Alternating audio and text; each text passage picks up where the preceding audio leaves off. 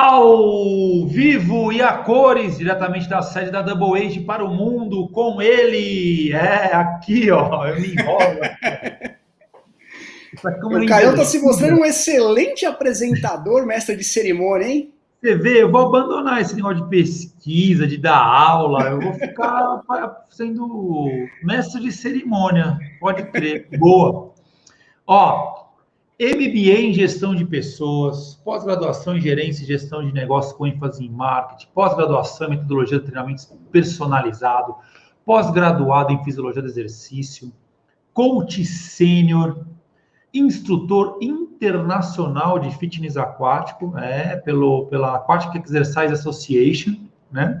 Coautor de livros, é um vasto currículo. Eu não vou falar tudo, porque senão a gente ficaria aqui até às 7h30, falando do nosso querido Daniel Mussi, que tem curso com a gente também. Aliás, um dos mais visitados dentro da nossa plataforma, que é o EAD Hidroginástica Suspension Training, né? Pessoal, só para vocês terem uma ideia, tem 154 alunos matriculados. Entra lá agora e faça a sua inscrição, tá? Lembrei disso agora. Seja bem-vindo, nosso querido Daniel Mussi, que vai versar sobre novas competências dos profissionais do fitness aquático. Ele que estava na nossa área até 2017, vai para o mundo empresarial, e ele estava falando de postura, né? De falar, de convencer, né? E nessa nova empreitada dele, eu só assinei com ele, né, as coisas, porque era ele falando, né? Então, essa questão também, não sei se você vai citar isso, né? Essa questão de confiar na pessoa, de se entregar para a pessoa, e o Daniel sempre, né, com muita honestidade, com muita humildade. Acho que isso também faz parte da competência do profissional do fitness aquático. E eu estou muito contente e quero te ouvir. Aliás, eu não quero nem te interromper, eu quero te ouvir durante 30 minutos. Seja bem-vindo, gratidão. Muito obrigado. Boa noite a todos. Para mim é uma felicidade aí também, sem querer ser prolixo e falar o que todo mundo já falou, né, que está nesse evento com todos esses nomes, todas essas referências, e poder participar, poder contribuir, trazer alguma coisa de útil para vocês, para mim é uma enorme satisfação. E uma coisa que o Caio não falou do currículo, acho que eu preciso falar porque eu vou conduzir a palestra em cima disso. Eu sou consultor através de uma metodologia chamada MPP, que chama Maturity Personal and Professional Levels. É uma avaliação, um assessment, na verdade, que a gente utiliza dentro dos ambientes empresariais, onde você avalia a maturidade e inteligência emocional das pessoas. E isso que me levou a perceber é o seguinte: quando eu dava aula de hidroginástica, obviamente eu sempre tentava fazer o meu melhor, fazer coisas novas, trazer novidades, mas eu olhava para os lados e assim, o que as outras pessoas estão fazendo? Principalmente no meu começo de carreira, quantas aulas da Roxana eu já assisti? Aliás, eu queria dar um toquinho se ela estiver vendo, porque uma das coisas que me deu um start, assim, falar, pô, eu tô fazendo a coisa certa. Não lembro que ano que foi, se 2012, 2013, a gente numa convenção, eu gostava muito de dar aulas intensas, né, de kickbox, intervalo, aquelas coisas todas, e naquele dia eu estava dando uma aula holística, não lembro como é que é o nome, mas era uma aula voltada para o equilíbrio, para coordenação motora, soltura e tudo mais. E a Roxana, quando acabou a aula, ela olhou no meu olho assim e falou, cara, parabéns, puta aula. Isso para mim teve um significado enorme. Se você estiver escutando, eu queria que você soubesse disso, eu acho que eu nunca tive a chance de falar, porque foi uma coisa assim, uma questão de autonomia, que a gente vai dizer hoje, que eu adquiri a partir daquele momento, e confiança, né? Falar, pô, o que eu estou pensando, as coisas que eu estou trazendo aqui estão valendo a pena, tá? E essa metodologia que eu trabalho, ela é baseada em alguns aspectos da inteligência emocional que a gente vai comentar hoje aqui.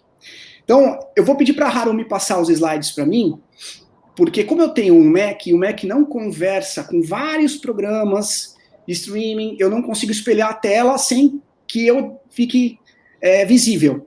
Então eu não vou ver, o Caio, não vou conseguir pegar algumas nuances aí, de repente, se você quiser falar comigo, então fica à vontade, tá? Eu te interrompo caso necessite, mas foi o que eu te falei, eu realmente queria ouvir mais, e depois a gente abre para para perguntas. Muito bom. Bom, gente, eu queria trazer uma pesquisa para vocês que foi de 2015, que não é coisa recente não, mas que isso vai entrar dentro do contexto. Se a Harumi puder passar para o segundo slide já, eu agradeço. Foi feita uma pesquisa com as pessoas. Pode passar mais um, Harumi, por gentileza. Né?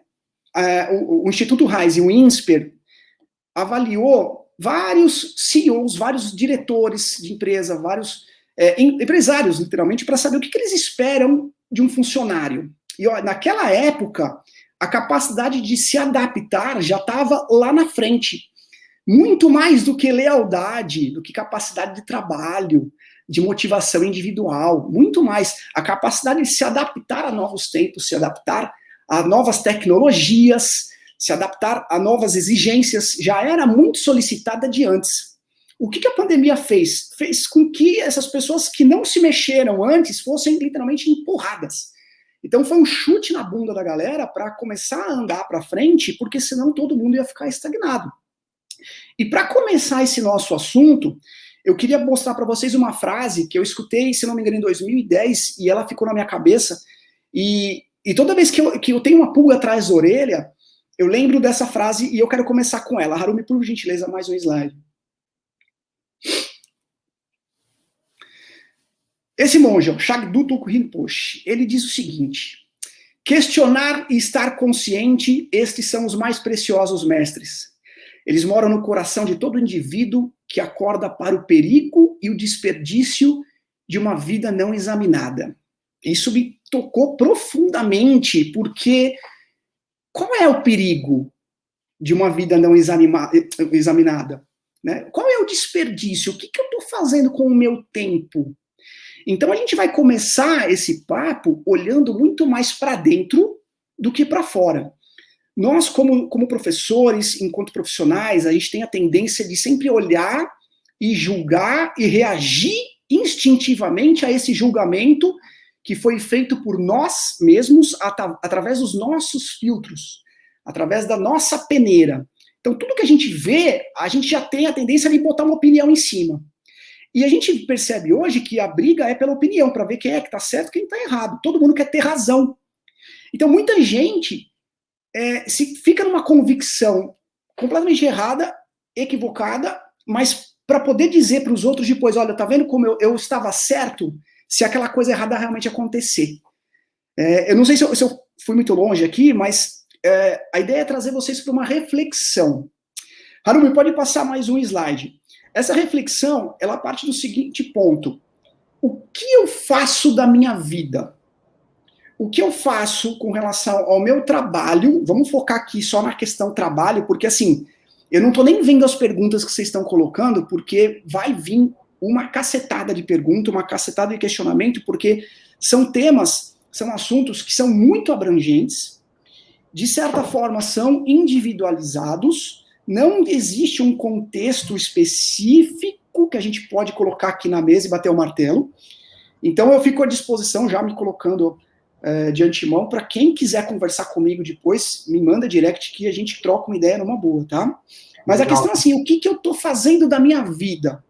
O que eu faço com aquilo que eu aprendi? Desse currículo que o Caio falou, que eu tenho, eu não uso mais de 50% das coisas que eu aprendi. Por quê? Aí o segundo pontinho, Harumi. O que eu sei da minha vida? Não? Então, quando a gente pensa em lado profissional, a gente sempre pensa em capacitação. Mas uma boa parte da nossa experiência, do nosso aprendizado, ele vem com a mão na massa. Tem muita gente que tem um conhecimento absurdo, mas não consegue aplicar isso que sabe. Então, hoje, eu sei que muitas das coisas que eu aprendi nas pós-graduações que eu fiz, eu não utilizo porque ou eu não me interessei, ou eu não entendi, ou eu não fui obrigado a usar. O ambiente não me necessitou, não me pediu isso. Daquilo que eu sei, tem uma pequena parte que eu faço. Isso é importante vocês entenderem. O que eu sei e o que eu faço. Você não consegue fazer tudo que você sabe, aplicar tudo que você sabe em um mesmo momento. A gente vai falar aqui sempre de uma relação situacional, uma relação presente. Tá? Não estou falando disso da vida inteira. Imagine no ponto de carreira que vocês se encontram agora. E aí o terceiro pontinho, Harumi, por gentileza. Posso falar Harumi mesmo? O pessoal conhece a Harumi, o nosso backstage aqui, produção? Ela não gosta muito de aparecer, viu? Ô, Harumi, desculpa então. O Daniel, mas ela gosta que chame mais de Harumi do que de Isabel, codinome Isabel. Produção, pode ser então. Fica mais... Desculpa, viu, Harumi? Não quis fazer gafe, não. Mas, enfim. E aí a gente pega aqui o que eu sei, o que eu faço, mas o que existe dentro desse contexto. E aí é que a gente fica fascinado por tudo o que todos os palestrantes falaram. Eu tenho certeza que vocês ontem, escutando Cruel, estavam lá babando, olhando para a tela do computador, e eu mesmo olhava e falava, nossa, eu não lembrava de muitas coisas. Eu falava, caramba, isso aqui, eu sei que eu estudei, mas eu não fazia a menor ideia mais, eu tinha esquecido. Né? E quando você pega um universo que existe de possibilidades, de ampliação de consciência, né? Do que você pode fazer com aquilo que você já sabe um pouquinho, quanto você pode expandir esse universo. Isso abre portas para que você comece a se mexer. Você fala, nossa, o que eu estou fazendo é uma pequena parte do que eu sei, e o que eu sei é uma parte ínfima do que existe realmente. Por isso que quanto mais a gente estuda, mais burro a gente fica, né? Porque a gente percebe que tem tanta coisa que a gente não sabe. Estuda e morre burro. Tem um canal no YouTube chamado Brasil Paralelo, não sei se vocês conhecem, mas eu sou membro assinante, eu assisto bastante os documentários deles. Eles estão fazendo uma propaganda agora sobre um produto que eles estão oferecendo, mas eles falam assim, quanto menos conhecimento a gente tem sobre um determinado assunto, maiores são as convicções e as certezas que a gente tem sobre ele. Principalmente quando se fala de política, não é verdade? Né? Então, quando a gente percebe que dentro do universo que a gente está, existe um monte de outras coisas, muitas outras possibilidades, muitos outros assuntos que nós não fazíamos ideia que existiam, e a gente toma consciência disso, a gente abre o caminho. Né? A gente percebe que fala, nossa, eu consigo andar mais para frente do que eu já estou. Isso é muito interessante. Produção, pode passar o slide, por gentileza. Então, quando a gente fala de maturidade, o que é um profissional maduro? As pessoas têm a tendência de achar que a maturidade vem com a idade. Nossa, não querendo, assim, sendo muito claro, não estou comparando maturidade no sentido de falar de terceira idade ou de populações específicas, né, como a Renata disse, mas pensa na maturidade como um estado comportamental, tá? Esse estado comportamental, ele não avança conforme a idade, ele avança conforme as experiências que essa pessoa tem no decorrer do tempo. Então, eu tenho certeza que muitos de vocês conhecem professores que estão dando a mesma aula há 20 anos. Né? E aí, quando você questiona, eles respondem, mas eu sempre fiz assim e sempre deu certo. É aquela porta que eu falei, essa pessoa, de repente, não procurou outro horizonte, ela parou naquilo que ela sabe, no que ela faz, e não sabe diferenciar ou distinguir aquilo que existe realmente. Né? Então, um conceito aqui de maturidade, né, é a congruência entre pensamento e comportamento, né, ou o que você faz e o que você fala, de uma forma que você alcance resultados esperados dentro de um papel que você representa, ou de um objetivo que você estipulou. Tá? Então, a maturidade, ela pode vir com experiência. Então, por isso que tem muita gente jovem que tem uma experiência bacana, que tem uma maturidade profissional já muito avançada, e tem muita gente com mais idade, né, que tem mais tempo de janela, mas que não desenvolveu profissionalmente. Né? E como é que a gente desenvolve profissionalmente? Gente, é repetindo, é se desafiando, é buscando experiências novas. E aí a gente entra dentro do conceito de competência, que é o que a gente vai falar aqui na palestra. Produção. Então, qual é a definição de competência? É um comportamento ou uma ação que você realiza de forma frequente e com eficiência. Então, você realizar alguma coisa todo santo dia e não ser eficiente não te torna uma pessoa competente. E você ter um comportamento ou dar uma aula onde você foi muito bem sucedido, onde você realmente desempenhou um papel de excelência, também não te torna competente se você não consegue reproduzir essa mesma performance em um outro momento. É só pensar, por exemplo, num restaurante, num chefe de restaurante. Não adianta a gente saber fazer um prato e uma vez fazer bem se a gente não consegue replicar a mesma qualidade desse prato todas as vezes que a gente tenta fazê-lo. Ficou claro? Muito bem. Produção, pode passar mais um. Eu vou dando uma corridinha aqui, gente, porque vocês precisam entender um outro conceito para a gente chegar na questão da competência profissional. Existe esse modelo de liderança situacional aqui, que não é muito novinho, mas ainda é bastante utilizado. Quem trabalhou em empresa sabe que hoje existem vários testes de maturidade, testes de perfil profissional que as pessoas utilizam, que te rotulam, né, que nem um signo. Ah, você é o perfil 1, perfil 2, como se aquilo determinasse a tua realidade profissional. Não determina. O que acontece? Depende da situação em que você está. Então, todo mundo, quando começa numa carreira, quando começa numa vida profissional, quando entra na faculdade, começa a fazer estágio, está no estágio que a gente chama de M1. M1 é um bebê profissional. O que bebê faz? Chora e caga.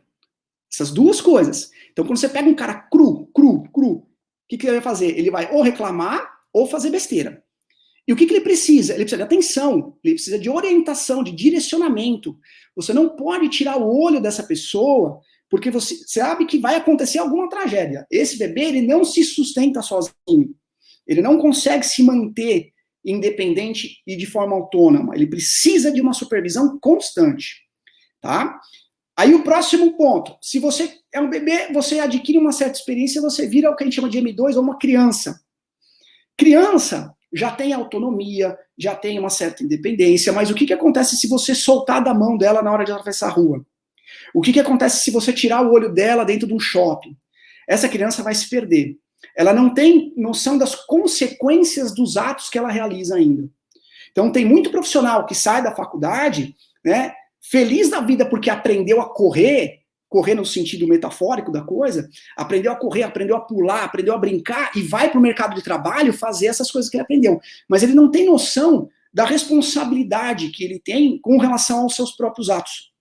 Né? É uma questão de fugiu a palavra aqui, mas de saber quais são as consequências, qual é o impacto que ele vai produzir com as ações que ele está tendo dentro daquele ambiente de trabalho. Certo? Próximo. Quando você sai da infância, você vai para a adolescência. Na adolescência, você já não precisa de tanta supervisão. Você já consegue tomar certas decisões sozinhas, mas qual é o principal grau do profissional adolescente? É a falta de compromisso com aquilo que está sendo feito. E quem tem filho adolescente vai concordar comigo, porque o compromisso é zero, e se você fala alguma coisa que contraria as convicções desse profissional adolescente, o que ele faz? Ele grita, vai para o quarto e fecha a porta. É um profissional que não consegue argumentar com conceitos, mas sim com convicções, com o que ele acredita, com o que ele acha certo. Não é à toa que vários movimentos políticos se inserem aí durante a faculdade para tentar fazer a cabeça do molecada, porque esses moleques são inconsequentes. Né? E, de forma profissional, também pode ser inconsequente. Eu sei que isso está certo, já entra no outro mérito aqui, mas eu vejo muitos profissionais nessa fase, profissionais adolescentes, que ficam tomando as dores de profissionais maiores. Então, eu não sei se isso acontece em outras áreas, mas eu costumo ver com frequência brigas e cutucadas de professores, doutores, pesquisadores no Instagram, um falando mal do outro. É um negócio meio esquisito. E a molecada que tá nessa fase aí de faculdade, de aprender, e eles tomam as dores e começam a brigar e bater boca no Instagram de uma forma, assim, bem irresponsável, inconsequente, né? E quando você cresce, você vai para fase adulta. Pode passar, do céu, mais um. Aí a fase adulta já é uma fase que você tem mais autonomia, mas as tuas responsabilidades, o teu compromisso com o trabalho, com o que está sendo entregue, ele também aumenta. Né? Então, todo mundo passa por essas três fases. O que eu gostaria que ficasse claro? Então, o M4, o profissional adulto, ele é o responsável, de forma global, por supervisionar e orientar os outros três grupos. Então, esse cara, se você pega, por exemplo, uma piscina, numa aula de natação, um exemplo que eu gosto de usar é o seguinte: chega um aluno iniciante, quem é que entra na água para dar aula para o aluno iniciante? É o profissional mais experiente, o mais maduro que tem lá, Ou é o profissional que é criança e adolescente? Quem é que é jogado para água? Quem é estagiário tem que ir para água mesmo, né? Vocês não escutam isso de profissionais mais experientes, e o cara que é mais experiente fica ali dando treinamento, né? Ou seja, joga a bucha para os menorzinhos. Isso é uma tremenda contradição, porque quem teria que estar ali supervisionando e tratando bem, né, cuidando dos novos alunos que estão numa fase de aprendizagem, seriam os profissionais mais maduros, né? Enquanto os profissionais crianças e adolescentes poderiam aprender, acompanhar um treinamento mais técnico para poder entender como é que funciona uma periodização, como é que se monta um treinamento X ou Y, como é que você corrige uma técnica de movimento e tudo mais. O que aconteceu com a pandemia? Aconteceu o seguinte: muitos profissionais M2 e M3, que já tinham familiaridade com ferramentas virtuais, se acharam adultos. E muitos profissionais M4, que eram profissionais gabaritados, eles viraram M1, porque não tinham familiaridade com as ferramentas e as necessidades exigidas por um momento de pandemia. Faz sentido isso para vocês? Então, é normal que durante a nossa carreira nós transitemos entre essas fases. E Peter Drucker fala uma coisa muito interessante. A gente, em cada fase, tem que fazer um questionamento. O que eu preciso adquirir? O que eu preciso aprender? O que eu preciso fazer para estar preparado para uma nova posição? Para subir nesse nível de hierarquia. Então é importante nós termos consciência de que fase de maturidade nós estamos, para não ficar achando ruim quando chegar uma crítica, para entender que de repente aquela crítica que está vindo de uma pessoa é construtiva. A Denise sabe, a Denise participou de todo o meu processo de formação. Tem gente que quando está dando aula e entra alguém que sabe mais, que tem mais experiência, algum professor mais renomado, entra na piscina para fazer aula, tem gente que treme na base. Eu achava o máximo. E quando acabava a aula, ele achava o que eu fiz de errado. Aí vinha a lista, né? Você fez isso errado. Mas elas falavam também, mas você fez isso aqui, que também foi muito bom. Falei, então no que eu estou fazendo de bom, eu vou melhorar e vou aprimorar aquilo que eu estou fazendo de ruim. Então isso foi muito importante para mim. Quando eu tentei transferir essas competências, né, essa situação, para uma última academia que eu trabalhei, onde eu saí de um determinado horário e entrou um professor novo, o professor, eu pedi para ele fazer as aulas comigo com 1 mês de antecedência, pelo menos 2 vezes na semana, durante 1 mês. Ele foi na última semana. Ele fez, acho que, 3 aulas comigo para ver como é que era a aula. E depois ele assumiu. Na vez que ele assumiu, como eu tinha muito carinho pelas alunas que eu estava deixando, eu fui lá, observei a aula, depois eu fui dar um feedback para ele. Antes de eu começar a falar, para dar um feedback da aula, o professor já olhou para mim: o que você ficou ali olhando? Você veio aqui para me queimar? Ou seja, era um profissional M1, M2, que estava se achando M4 e não tinha a menor consciência ou estava se sentindo ameaçado por eu estar ali fazendo alguma coisa no intuito de ajudá-lo. Então, a gente, durante a nossa carreira, vai se deparar com diversas situações onde a gente vai ter que botar o pezinho no chão, olhar para dentro, como no início, e falar, o que eu estou fazendo? Isso aqui está gerando um impacto positivo ou isso aqui está gerando um impacto negativo? Que situação de maturidade eu estou e aonde eu estou colocando o meu pezinho? Isso vai me trazer benefícios ou vai me jogar para trás? Tá? E aí a gente entra dentro do processo que eu trabalho regularmente. Harumi, desculpa. Produção, pode passar mais um. Dentro daquele assessment MPP. Porque a primeira coisa que a gente faz quando avalia uma pessoa, a pessoa quando vem na intenção de fazer uma avaliação de maturidade e inteligência emocional, ela sabe que o que ela está fazendo é o melhor que ela pode, mas as coisas não estão dando certo. Né? Às vezes tem conhecimento, tem técnica, tem competência, mas as coisas não estão andando para frente. Opa, existe aí um gap. Um gap de quê? Pode soltar tudo aí, produção, não tem problema não, são acho que 4, 5 figuras, né? Mas a primeira coisa que a gente vai fazer ela refletir é sobre a própria consciência. Então a consciência é quando você olha para dentro de você, e a gente vai olhar para dentro de 2 formas. Do teu autoconhecimento, que a gente chama de consciência pessoal, como você dialoga com você mesmo, quais são as ordens mentais que você costuma se dar, é que você faz uma coisa dessas? Né? Qual é a tua percepção sobre a tua pessoa, sobre o teu profissional? Né? E aí a gente passa depois para a consciência social, que é qual é a tua percepção sobre as pessoas que estão ao seu redor.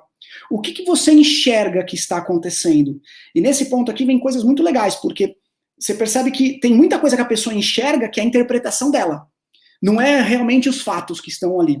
Então as coisas acontecem, passa de novo por aqueles filtros, e ela fala, não, fulano de tal tá fazendo isso, isso, isso, eu tenho um problema com o meu chefe, e quando eu tenho uma situação específica no meu trabalho, eu travo, eu não consigo produzir, por causa de uma pessoa específica, que é desavença. Então você percebe que são filtros, são coisas que acontecem que não são exatamente o fato em si, mas é a percepção dessa pessoa com relação ao que aconteceu. Depois que a gente trabalha essas duas formas, a gente vai para a parte de gerenciamento. Como assim gerenciamento? O que é que eu vou fazer com essas informações que eu coletei? Então a gente também tem um gerenciamento pessoal, que aqui entra muito da parte de resiliência, e o nosso conceito de resiliência é muito simples, sem querer ficar dando palestrinha filosófica. Quando você quiser saber, alguém fala assim, precisa ser resiliente e tal, o que eu preciso fazer então para ser resiliente? Né? Quando você joga para ação, a maioria desses discursinhos motivacionais de gente querendo vender coisa baratinha cai por terra. Tá? Então, quando você fala, o que eu preciso fazer para ser resiliente? Simples, a resiliência, ela nada mais é do que quanto tempo você fica no chão depois de tomar um tombo. Qual é a velocidade com que você levanta depois de tomar uma rasteira? A vida te deu um socão? Legal, você caiu. Quanto tempo você vai demorar para voltar a fazer o que você estava fazendo e continuar caminhando? Então, esse gerenciamento é como é que você vai lidar com esses teus pensamentos internos, com esse teu profissional que você acredita ser, né? E o que você vai fazer a respeito. E a mesma coisa na parte social. Então, quando a gente fala de gerenciamento social, é como é que você manipula todas essas variáveis que você interpretou para você ter certeza que é realmente aquilo que está acontecendo, como é que você influencia as pessoas que estão ao seu redor e qual é a tua capacidade de liderança em cima disso, dentro de uma equipe, ou de um grupo, ou de uma palestra, de qualquer coisa que você faça lidando com essas pessoas. Depois que você faz tudo isso, você tem um mapeamento, pode passar mais um, produção, que vai te dizer o seguinte, tem coisa que está funcionando, não, tem uma bolinha ali, volta lá. Tem uma bolinha cinza. Isso. Tem coisa que está funcionando e tem coisa que não está funcionando. O que você está fazendo que funciona e o que você está fazendo que não funciona? A hora que você identifica essa distância, você chega nessa zona cinzenta. O que é uma zona cinzenta? É aquela área onde você tem comportamentos que não são congruentes com o seu objetivo. Como assim? Eu quero emagrecer e eu preciso fazer dieta. Eu começo uma dieta, aí à noite eu olho, tem um docinho na geladeira, eu vou lá e falo, dane-se a zona cinzenta, eu vou comer meu docinho. A zona cinzenta está dizendo, você não pode comer esse docinho entre as refeições. E aí você fala, não, eu vou passar. Profissionalmente, isso também acontece. Sabe aquela coisa que você faz, que você acha que ninguém está vendo? Sabe, eu vou fazer isso aqui só hoje, porque ninguém está vendo mesmo. E eu sei que é uma coisa errada, mas, sabe, não vou me importar muito com isso agora. Isso é uma zona cinzenta, tá? E aí a gente aprende a lidar e identificar essas zonas cinzentas, porque muitas vezes elas nem estão conscientes, né? Você precisa mostrar, olha, você está fazendo isso aqui, a pessoa fala, puxa vida, é verdade, né? Bom, enfim, eu ia falar um exemplo pessoal, mas eu tô com medo do tempo. Acho que vocês estão entendendo, né? Caião, tá tudo certo? Sim, Dani, a gente tem mais 5 minutos. Eu queria algumas perguntas, tal. Tem um pessoal falando aqui, comentando. Eu posso concluir, então, nesses 5 minutos? Depois o pessoal pergunta o que quiser, eu fico à vontade? Lógico, se eu tiver conteúdo, aí eu vou ficar incomodado. Isso é uma zona cinzenta, tá? Isso é uma zona cinzenta, é toque. Isso eu não deveria ficar incomodado com isso, mas eu fico. Tá? É coisa minha. Bom, pode passar, produção. Então, quando a gente acha quais são esses comportamentos que impedem a gente de atingir nossos objetivos, a gente mapeia, então, quais são essas competências que você precisa desenvolver, quais são esses comportamentos que você está tendo e de forma não adequada para aquele objetivo que você tem, que a gente pode desenvolver. Isso é o trabalho de coaching, gente. O coach profissional é um profissional que está habilitado, capacitado para mapear, identificar e desenvolver competência, desenvolver comportamento, porque comportamento é muito semelhante a um músculo. Você tem que treinar. Se você não treina um músculo, você não desenvolve. Se você treina o músculo um dia, você também não desenvolve. Então, é isso que o coach faz, né? Então, voltando aqui, a primeira competência que eu elenquei aqui é a linguagem adequada. Como assim linguagem adequada?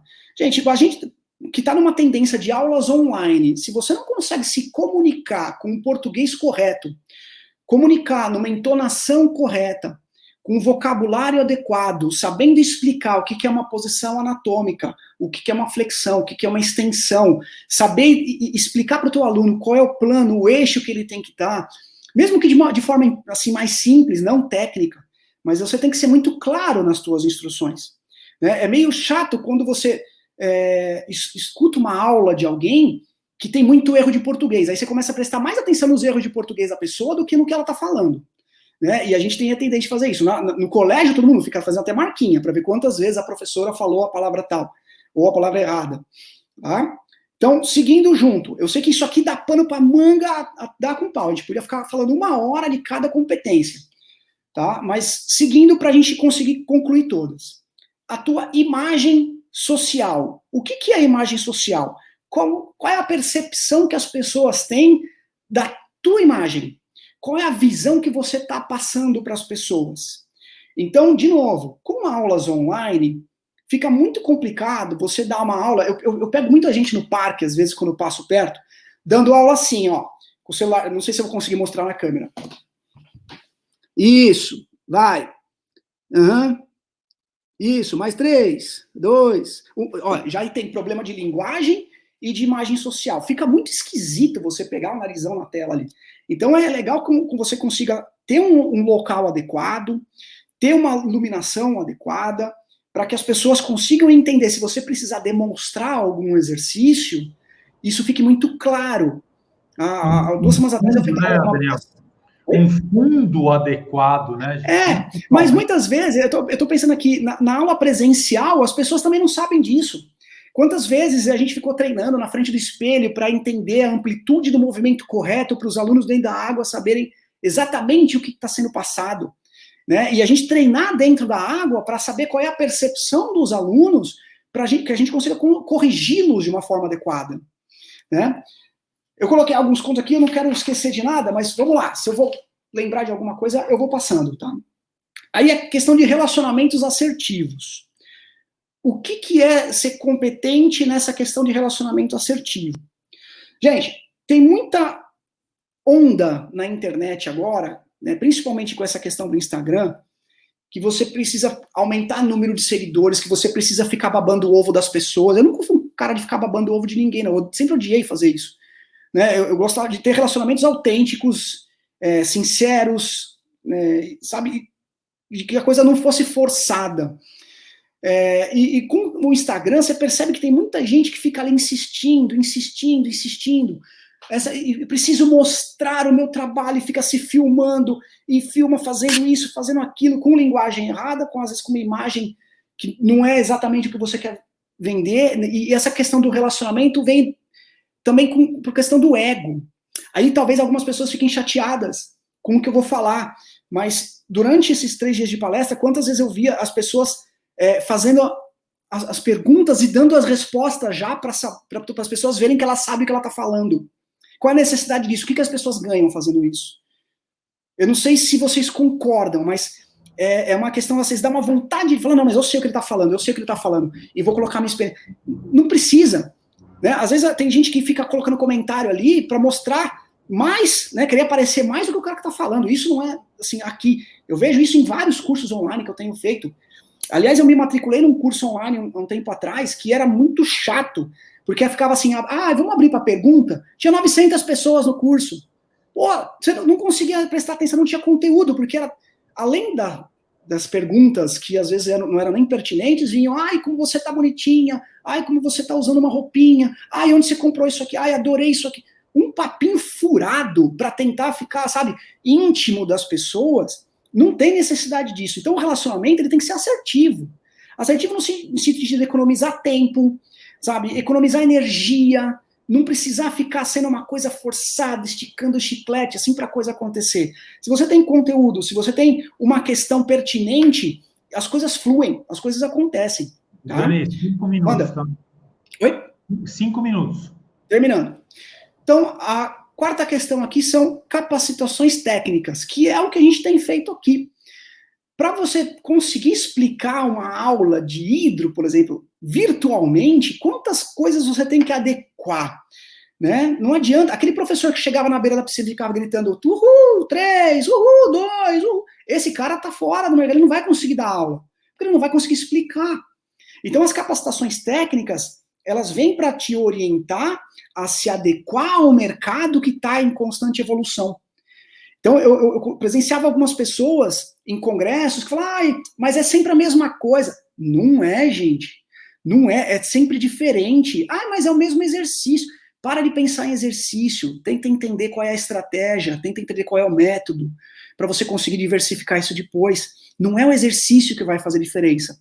Então, a capacitação técnica, ela vem para que a gente não continue fazendo virtualmente, que a Roxana falou isso ontem, gente, ela percebeu que, nossa, eu fiquei chocado, eu estava engessada quando eu percebi que eu precisava me adequar, cara, uma referência mundial, sabe, tendo essa percepção, por que eu não vou ter? Por que você não vai ter?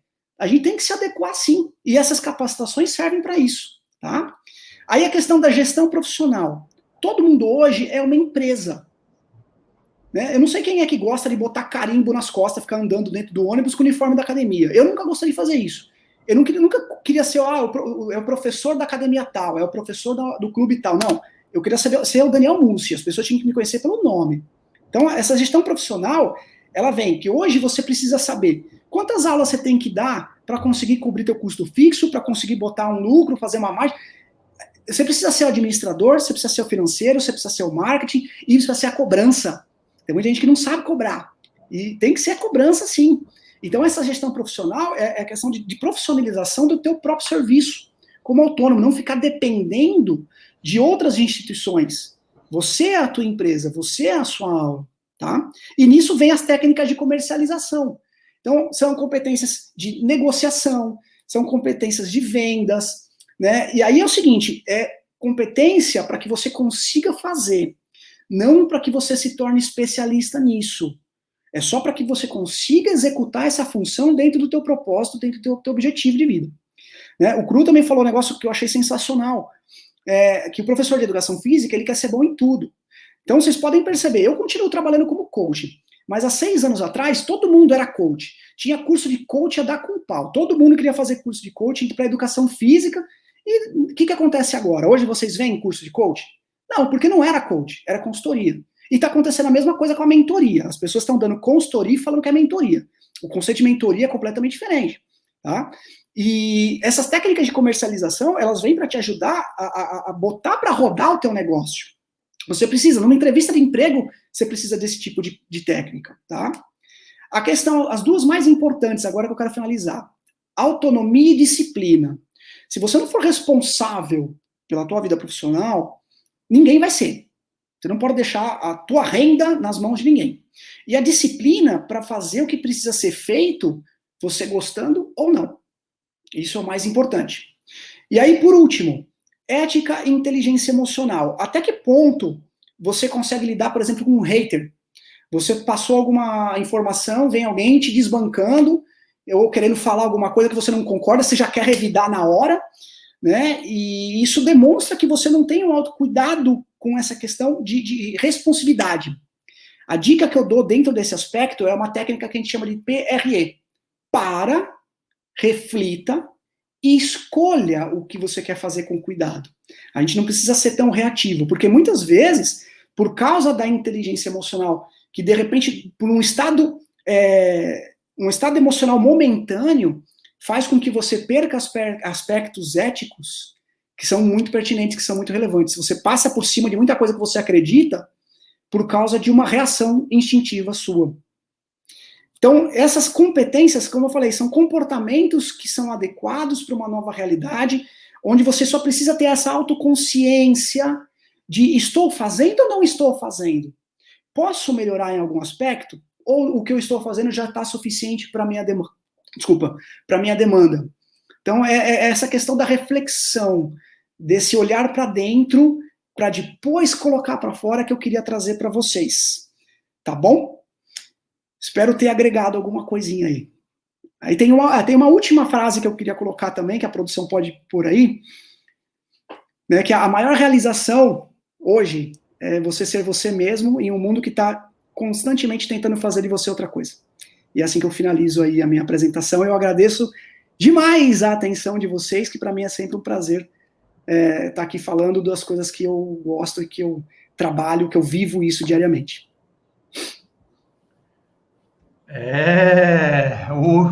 Pegou pesado, Daniel Mussi, viu? Um tapa na cara da sociedade. Pode tirar o modo, se bem que eu já até printei aqui, vou mandar aqui para... eu quero colocar isso nos meus stories. Dani, enquanto você falava, a Roxana, ela colocou obrigada pela carinhosa lembrança, corrobora com a responsabilidade que sempre enalteço de que maneira falamos com os nossos pares. De que maneira falamos com os nossos pares, tá? Tá lá no chat privado, Harumi, alguns comentários que eu selecionei, tá?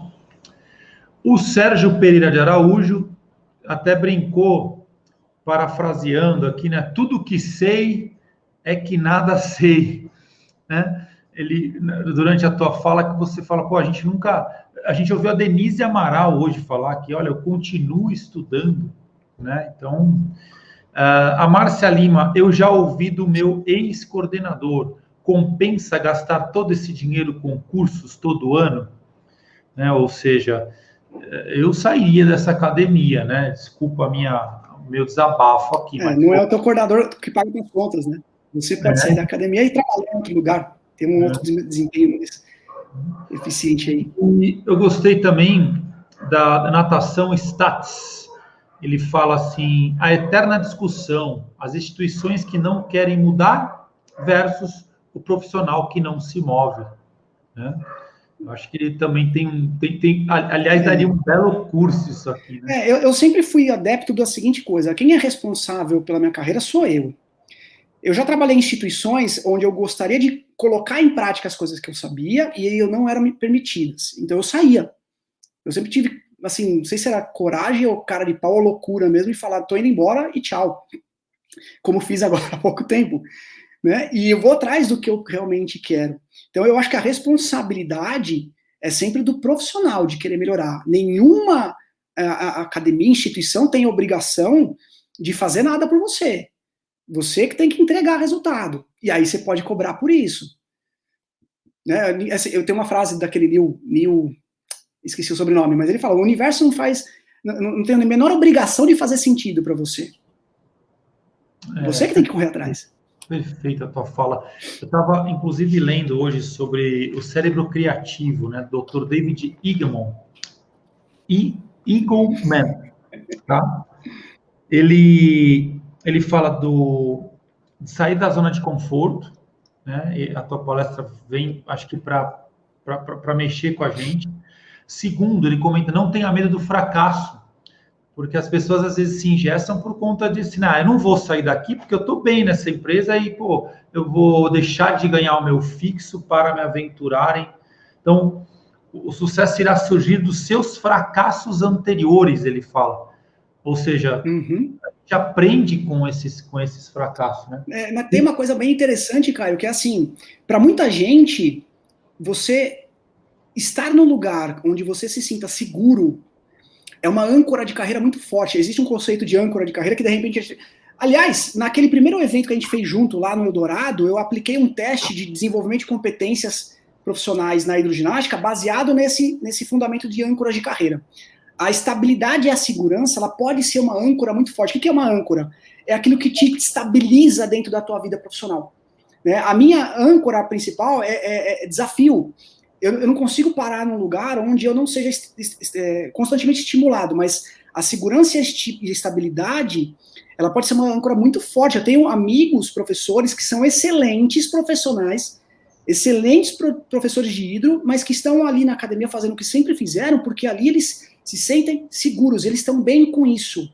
Não tem uma obrigação interna de querer sair dali para fazer coisas novas. E se a pessoa está satisfeita, está realizada com isso, tudo bem, não tem problema nenhum. Não tem problema nenhum. Tem que ser coerente com aquilo que ela acredita. Sim, perfeito. Dani, o tempo urge, nós temos 10 minutinhos para fazer a troca. Queria te agradecer do fundo do coração de você ter aceito aí nosso convite e estar junto com esse grupo seleto aí de profissionais, ajudando, né, ao fitness aquático do país, do Brasil, a elevar-se de nível. Gratidão. Obrigado, eu que agradeço a oportunidade e a atenção de todo mundo aí num domingo de Páscoa à noite. Obrigado mesmo. Eu falei ontem, só os fortes sobrevivem lá fora e vocês estão provando que são. Obrigado, viu? Segurar 280 pessoas não é fácil. Parabéns, Daniel. Pode voltar aqui a lista de presença. O Dani já pode sair. A gente vai falar um pouquinho mais aqui do curso dele, né? Do Suspension Training. Aqui o 154 alunos matriculados. Eu pus o link aí nos comentários para quem quiser também, tá? Obrigado, viu, gente? Valeu mesmo, viu? Valeu, Dani. Até mais. Tchau, tchau. Tchau. E aí a gente... eu vou colocar de novo aqui, tá? O link do curso do professor Daniel nos comentários, enquanto vocês assinam a presença aí, porque realmente é um curso bem bacana lá dentro da nossa plataforma de estudo, tá? Tá aí nos comentários. Daqui a pouco vem quem aí, produção? Qual que é a nossa próxima palestra? Doutora Linda Moreira, diretamente de Goiânia para o mundo, hidroginástica e saúde do idoso. Essa eu quero ver. Temos que bater recorde de audiência. Eu quero 500 alunos hoje nessa palestra das 8 horas com ela, doutora Linda Moreira. Segura aí, hein? A gente já volta com a promoção, com o link já da promoção que vai rolar, vai dar 6 cursos, é isso mesmo? Vocês têm certeza disso, produção? Vocês estão dando muita coisa aí. Beijo, fui!